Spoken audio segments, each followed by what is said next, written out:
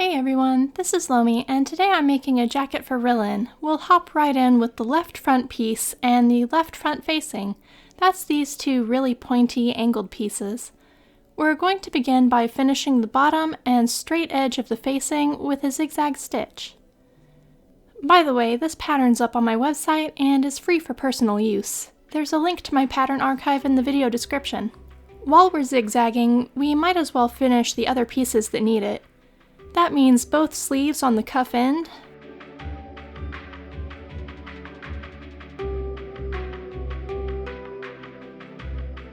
the long straight front center edge of the right front piece, and the lower half of the center of the left front piece from the bottom of the angled triangular flap down. Cut these pieces apart and we'll move on to putting the facing on the left front with right sides together, lining up that diagonal edge. I also like to turn up the bottom edge of the facing, which can just be pinned since the seam will hold it, but I go ahead and sew this hem down so it'll stay nicely folded the whole time.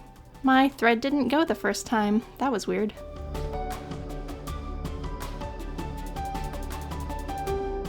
Now I finish pinning that diagonal edge and sew the facing on, backstitching at the beginning and end of the facing piece so it won't pull apart.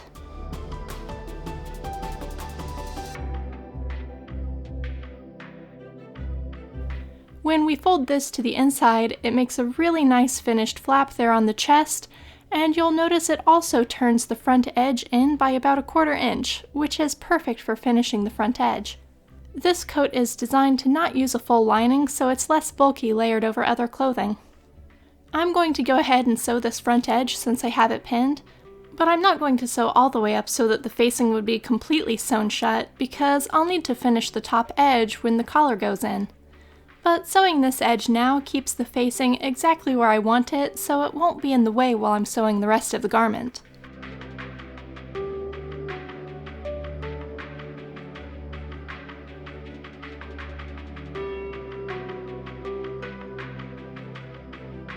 Next up, we'll take the back piece and left front piece and pin them together at the shoulder.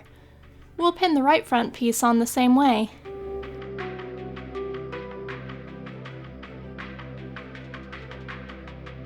Sew these on with a straight stitch, backstitching at the beginning and end of each shoulder seam, then we'll finish both shoulders with a zigzag stitch.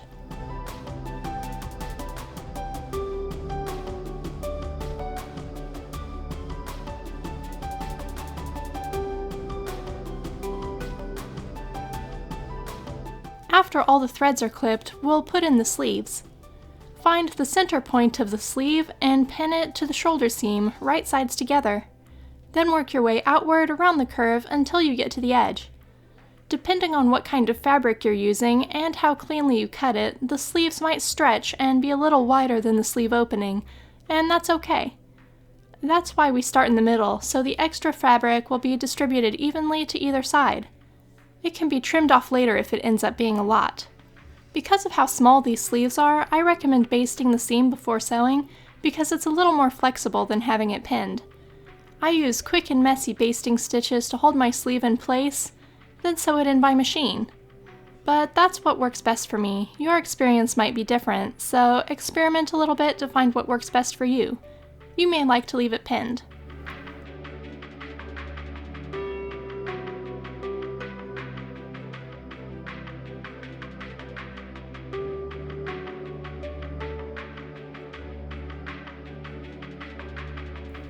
Once the sleeve is sewn in, you might find it doesn't lay well if you're using thicker fabric.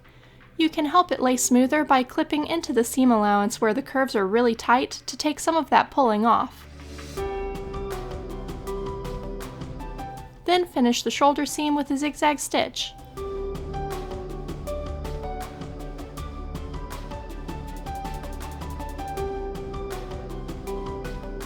The other sleeve goes in the same way. I always feel like I should be saying something during these long pauses, and I never know what to say. Hi, how are you? Hope you're all doing good. Are you looking forward to Halloween? Cool.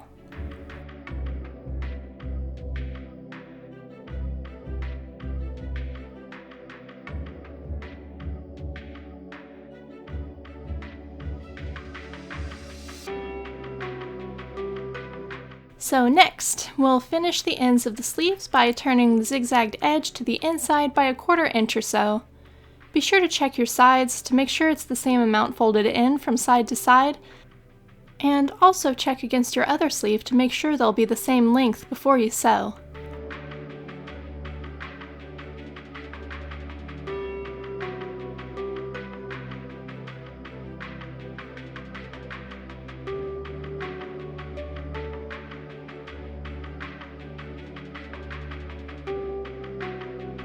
Then just sew the folded edge down.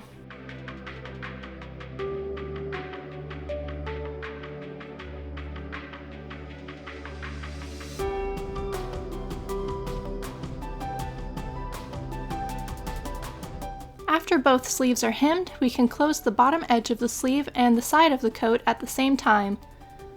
Fold the sleeve shut and pin along the open edge in the bottom of the sleeve, then down the side of the jacket, but stop before you get to these little fins at the bottom of the side. This is going to be an open vent to help the jacket flow more naturally around the doll's hips.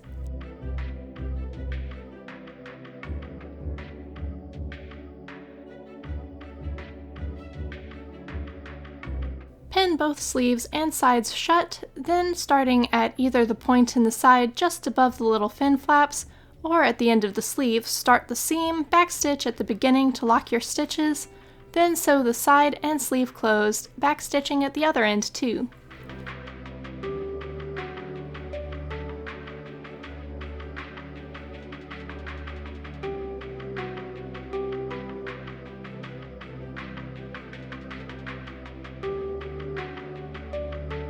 We'll finish both these seams with a zigzag stitch.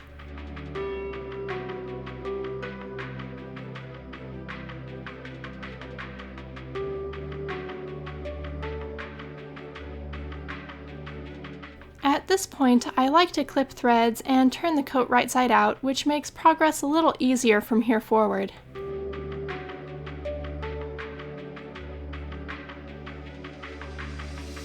We'll be doing the collar next, putting the two collar pieces together with right sides together. Now, this design has a collar that doesn't close all the way, at least on my Mayu doll boy, so if it seems a little small, don't worry, it's part of the design. Sew up one side of the collar, backstitching at the beginning of the seam, across the top, and down the other side, backstitching again to finish.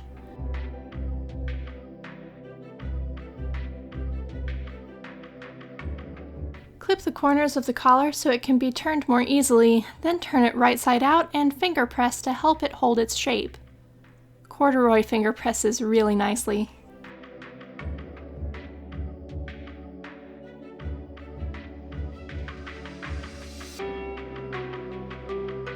Fold the collar in half and use a pin to mark the center point. Since the front of the jacket is asymmetrical, we'll line the pin up with the center point in the back of the jacket. The fold in mine is still visible, and then move to the left and right, pinning the collar along the neckline.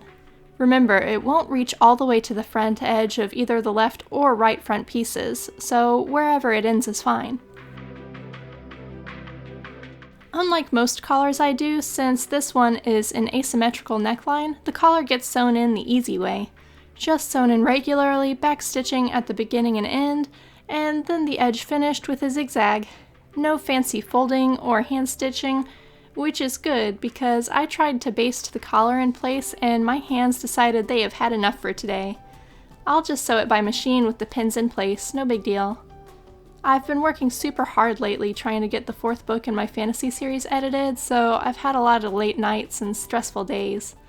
I'm not going to stress myself over a doll project being challenging, since this is supposed to be fun.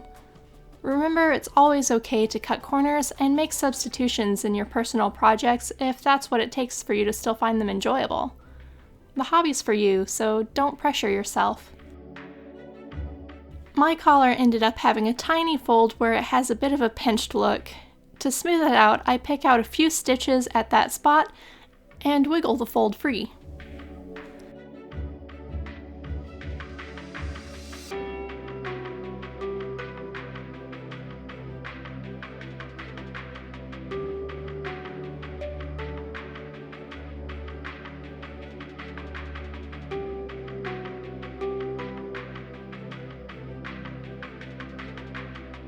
It smooths out just perfectly, so I only have to re-sew that one tiny little bit.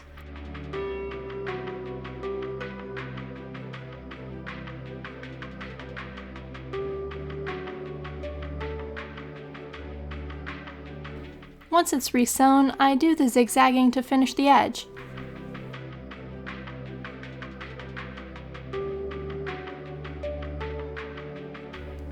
With the collar in, it's time to finish the front flap where the facing is. Since I didn't sew all the way up to the top edge, I can now fold the top edge to the inside.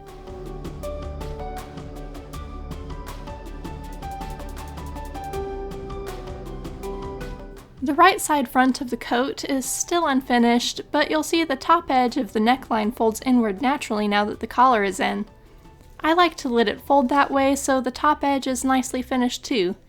Then fold the front edge in 1/4 inch or so it'll be nicely finished as well. Again, this won't be flush with the collar, it'll protrude past it, so don't worry about trying to get it to line up with the edge of the collar. We can sew this edge and turn to sew across that little extra bit in front of the collar, backstitching at the base of the collar to lock the stitches.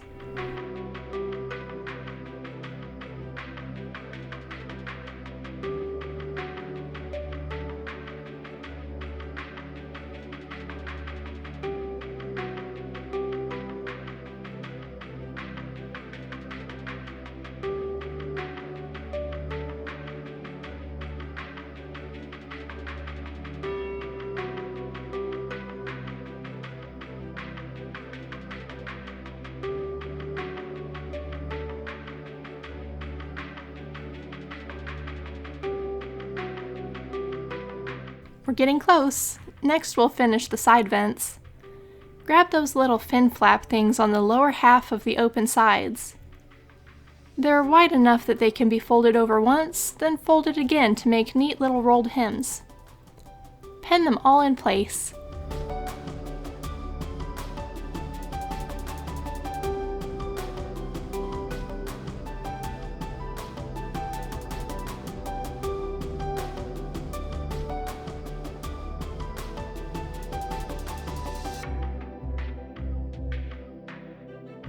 When it's time to sew, we'll sew up one side to the top of the vent, across the top, and down the other side.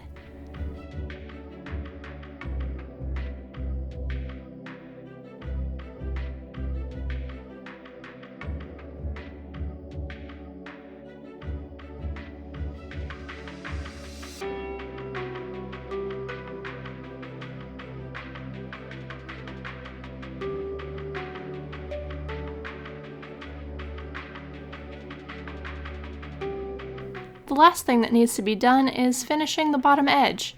Fold the bottom edges of the front and back pieces up once, then fold them again to create another nice rolled hem.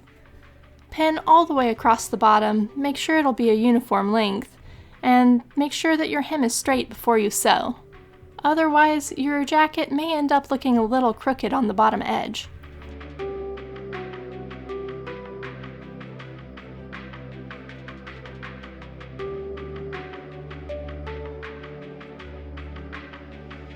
Then sew each rolled hem section, backstitching at the beginning and end of each.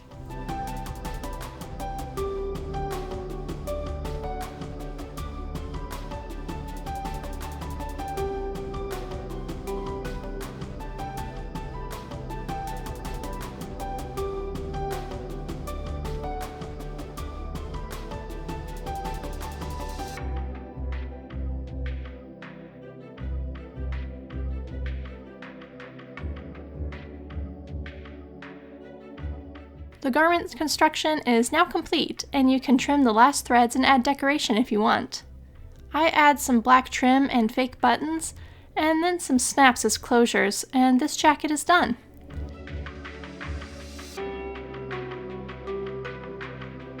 All that's left is making a shirt for Rune, and as a project he'll finally be complete. I'll be sharing his final look soon, so hopefully you'll come back to see it. That's all for today though. Thanks for watching. Bye.